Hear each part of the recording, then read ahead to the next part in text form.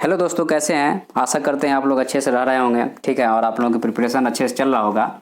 तो हम लोग आप लोगों को याद होगा कि हम लोग जो है सो आपका कॉन्स्टिट्यूशन के कॉन्स्टिट्यूशन में जो है सो इंडियन पॉलिटी डिस्कस कर रहे थे।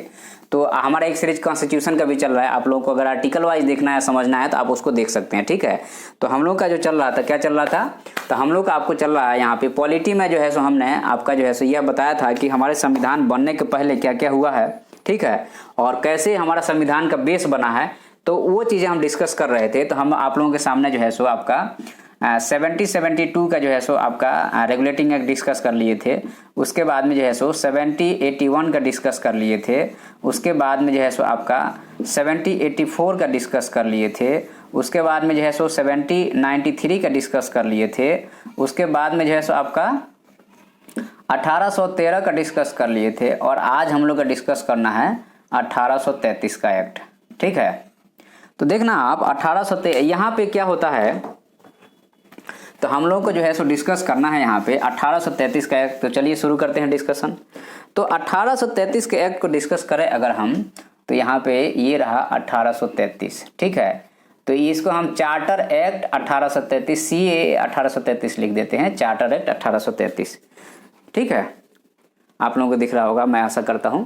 तो चार्टर एक्ट 1883 के बारे में क्या कहा गया है और ये क्यों लाया गया था, इसका थोड़ा बैकग्राउंड समझना। क्या है कि जो है सो आपका चार्टर एक्ट 1883 का जो है तो यहाँ पे क्या है कि कंपनी जो है सो धीरे धीरे जो है सो अब ब्रिटिश गवर्नमेंट या ब्रिटिश पार्लियामेंट जो है सो कंपनी को अपने हाथ में लेना चाह रही है, क्योंकि जो है सो कंपनी में बहुत ज़्यादा जो है सो विसंगतियाँ आ गई हैं और जो है सो जो ऑफिसर हैं वो सुन नहीं रहे हैं। बहुत सारी इसमें प्रॉब्लम आ रही है।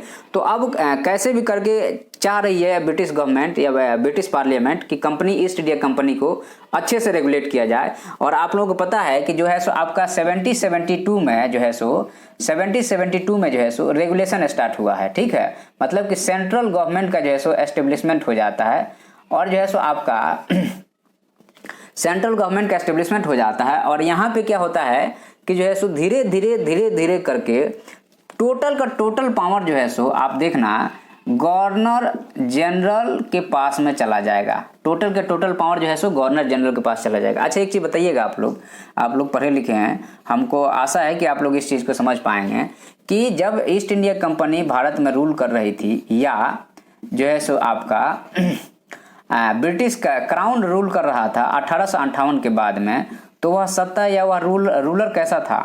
तो ये एक मिलिट्री रूल था। इस चीज़ को कभी नहीं भूलना चाहिए, ये बहुत कम लोग बता पाएंगे। यह जो है सो कैसा रूल था? मिलिट्री रूल था।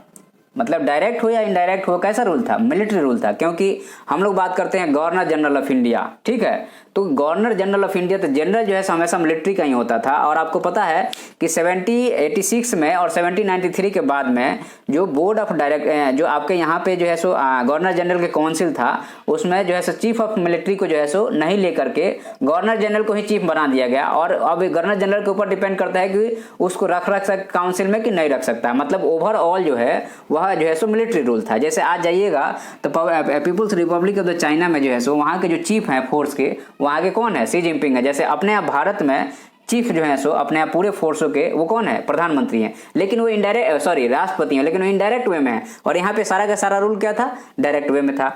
और आपको ये भी पता होगा कि 1813 में कंपनी को 20 साल के लिए एक्सटेंड किया गया था। तो वो 20 साल कब पूरा हो रहा है? 1833 में पूरा हो रहा है।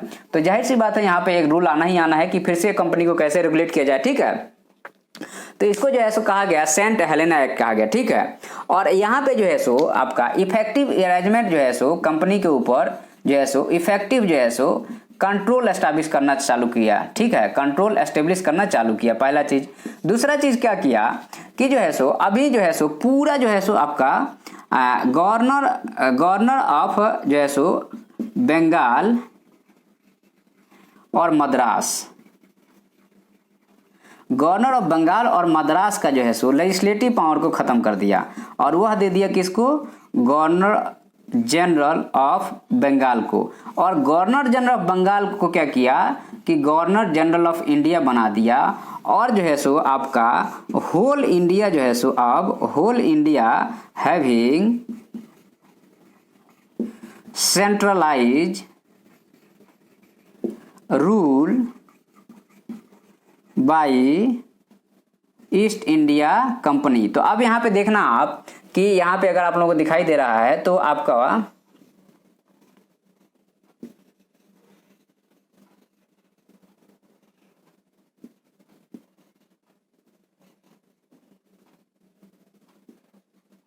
ठीक है। तो अब यहाँ पे ये पाकिस्तान भी भारत में था, इधर अफगानिस्तान का भी कुछ हिस्सा था, इधर ये म्यांमार भी था, तो म्यांमार को खैर अलग कर दिया गया, ये बांग्लादेश हो गया, इधर ये नेपाल अलग था, ये भूटान अलग था। ठीक है। तो अब यहाँ पे जो है सो पहली बार ऐसा भारत देश में हुआ जो है सो अशोक के बाद में या फिर अकबर के बाद में कि यहाँ पे जो है सो टोटल का टोटल सत्ता जो है सो सेंट्रलाइज हो गया। सत्ता क्या हो गया? सेंट्रलाइज हो गया। तो अब क्या है कि जाहिर सी बात है पूरे भारत देश में एक रूल हो गया, तो लोगों का इंटीग्रेशन हो गया। लोग जो है सो अब इधर से लेके इधर तक और इधर से इधर तक एक ही रूल है, वन रूल है, एक ही रूल है। ठीक है। तो अब यहाँ पे क्या किया गया कि पूरा जो है सो सत्ता को कंट्रोल कर लिया गया। ठीक है। अब यहाँ पे जो है सो आपका दिख रहा है ना आप लोगों को? हाँ। इसके बाद में क्या किया गया जो है सो गवर्नर ऑफ बंगाल को गवर्नर जनरल बोलता कि इंडिया बना करके, और लॉर्ड जो है सो लॉर्ड विलियम बेंटिक जो है आपका जो है सो लॉर्ड विलियम बेंटिक जो है सो पहला गवर्नर जनरल ऑफ इंडिया बनता है। लॉर्ड विलियम बेंटिक क्या बनता है? पहला गवर्नर जनरल ऑफ इंडिया बनता है। ठीक है। और लॉर्ड विलियम बेंटिक एक काम के लिए प्रसिद्ध था, उसका आप लोग जरा नाम बताना, जिसमें राजा राम मोहन राय का बहुत ज्यादा वो था कि सती प्रथा का इसने क्या किया था? इंड किया था। सती प्रथा को इसने क्या किया था? इंड किया था 1829 में। ठीक है। तो यह जो सौभाग्य प्राप्त होता है वह किसको प्राप्त होता है? लॉर्ड विलियम बेंटिक को प्राप्त होता है। और भारत का सत्ता जो है सो वन रूल, और यहाँ पे कंप्लीट सेंट्रलाइजेशन हो जाता है।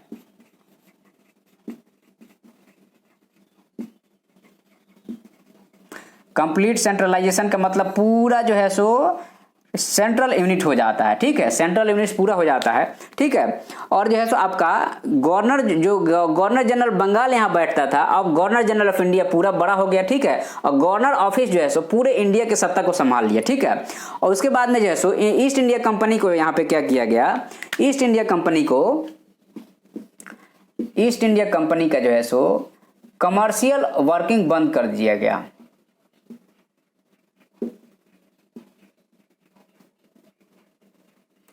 कमर्शियल वर्किंग को इन कर दिया गया, और जो है सो 100% जो है सो पॉलिटिकल बॉडी बना दिया गया।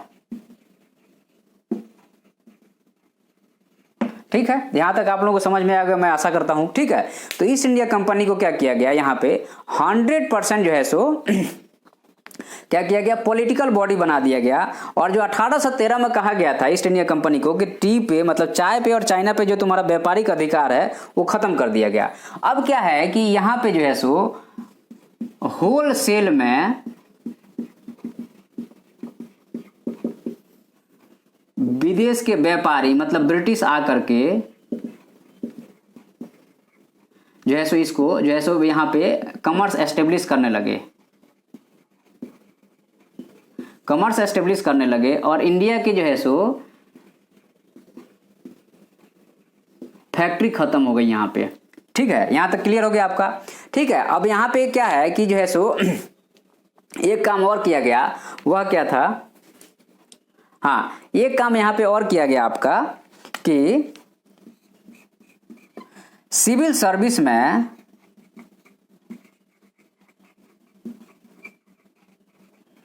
इंडियन को एंट्री देने के लिए पार्लियामेंट ने रिकमेंड किया, तो बोर्ड ऑफ डायरेक्टर जो है सो फनफना गए, बोर्ड ऑफ डायरेक्टर इसको अपोज किए, तो उन्होंने क्या किया? इसको वापस ले लिया। लेकिन 1853 में जाकर के इसको अलाउ कर दिया कि इंडियन भी आप सिविल सर्विस में बैठ सकते हैं। ठीक है।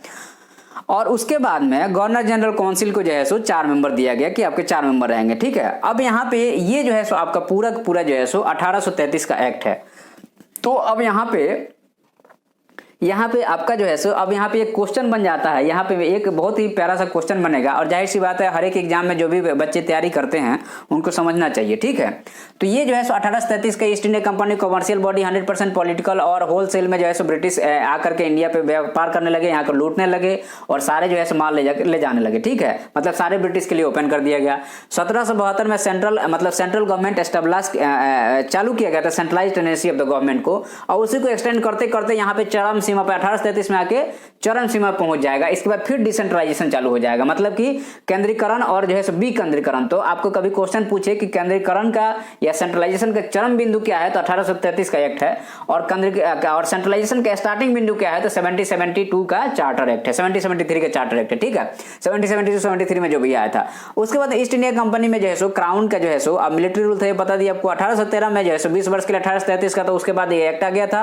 इफेक्टिव कंट्रोल हो गया किस पे, पूरा होल इंडिया पे, किसका, गवर्नर जनरल ऑफ बंगाल को गवर्नर जनरल ऑफ इंडिया बना दिया गया, और होल बोलता कि जो है सो रूल सेंट्रलाइज हो गया। और सिविल सर्विस में कंपटीशन में ओपन कंपटीशन की बात की गई, लेकिन वहां के बोर्ड ऑफ डायरेक्टर रोके तो उसको बंद कर दिया गया।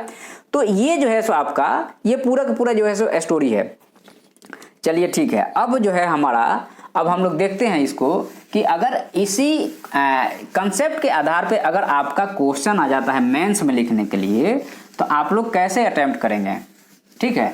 क्योंकि अभी जब भी सब्जेक्ट हम पढ़ाएंगे तो कोशिश करेंगे कि मेंस की भी तैयारी चलती रहे, मेंस की भी आप लोग तैयारी करते रहें, ताकि जो है सो वहाँ पे उस टाइम पे जाके जब प्रीलिम्स निकल जाता है तब जाके मेंस की तैयारी शुरू होती है, जबकि वो सही तरीका नहीं है। मेंस की जो है सो डेली 2 4 5 आंसर लिखते रहिए ताकि हाथ पैर चलता रहे, ठीक है, और दिमाग खुला रहे। चलिए, तो आपका क्वेश्चन कहता है कि analyse the charter act 1833 and comment on what is the impact on the Indian constitution.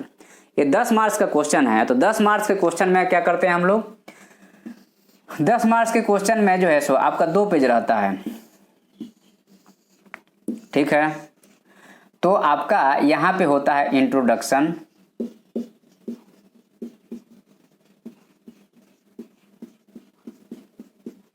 ये इंट्रोडक्शन हो गया, ठीक है, और ये आपका मेन बॉडी हो गया।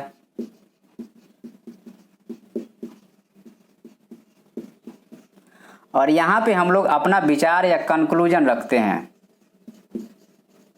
ये सिविल सर्विस में जो बच्चे तैयार कर रहे हैं उनको पता है, नहीं पता है तो आपको आंसर ऐसे लिखा जाता है, ठीक है। तो 10 नंबर का ये 10 मार्क्स का क्वेश्चन है। तो 10 मार्क्स क्वेश्चन में आपको यहाँ पे इंट्रोडक्शन आप देंगे तो आपको जो है मान लीजिए कि 1 या 2 नंबर, बहुत बढ़िया इंट्रोडक्शन है तो 2 नंबर मिल जाएगा, ठीक है। मेन बॉडी की बात करें हम, तो अब यहाँ पे भी आपको 1 नंबर रखना है और यहाँ 2 नंबर 1 नंबर रखना है, 8 नंबर की बात है। तो मेन बॉडी में हम लोग जो है सो 8 या 10 पॉइंट लिखेंगे, ठीक है। 8 या 10 पॉइंट लिखेंगे तो हम लोग लिखेंगे पहला कि जो है सो यह सेंट्रलाइज गवर्नमेंट था, 100% सेंट्रलाइजेशन हो गया था, ठीक है। और जो है सो दूसरा चीज लिखेंगे गवर्नर जनरल ऑफ बंगाल को हमें गवर्नर जनरल ऑफ इंडिया बना दिया गया। तीसरा चीज लिखेंगे, क्या लिखेंगे कि जो है सो 100% जो है सो होल इंडिया पे जो है सो रूल हो गया किसका, पार्लियामेंट का, ठीक है। चौथा चीज यह लिखेंगे, पार्लियामेंट का नहीं कहेंगे, अभी ईस्ट इंडिया कंपनी का ही कहेंगे क्योंकि अभी 100% नहीं हुआ, ठीक है। तो पार्लियामेंट का नहीं कहेंगे। उसके बाद में क्या था इसमें, उसके बाद में आपका जो है सो ये हो गया गवर्नर जनरल गंगा ये हो गया। उसके बाद में जो है सो आपका बोर्ड ऑफ जो है सो ओपन कंपटीशन की बात की गई थी,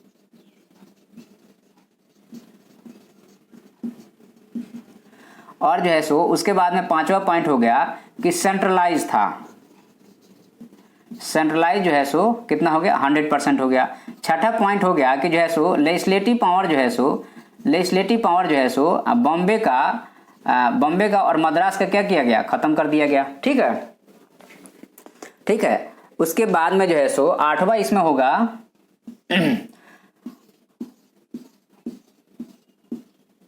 अब ये देखिए 8 पॉइंट हो जाएगा, आप 1 पॉइंट और इसमें जोड़िएगा, ठीक है। हम अभी इसके ऊपर नहीं जाते हैं। तो हमारा जो है मेन बॉडी ये हो गया, ठीक है। तो एक डायग्राम भी हम लोग बनाएंगे। हम लोग डायग्राम क्या बनाएंगे कि जो है यहाँ पे देखेंगे गवर्नर जनरल ऑफ इंडिया, ठीक है, और नीचे इधर जो है सो एक बनाएंगे governor general of Bengal, governor general of Madras और गवर्नर जनरल ऑफ जो है सो आपका मुंबई, ठीक है। ये 3 हो गया, बंगाल हो गया, मद्रास हो गया और मुंबई हो गया, ठीक है।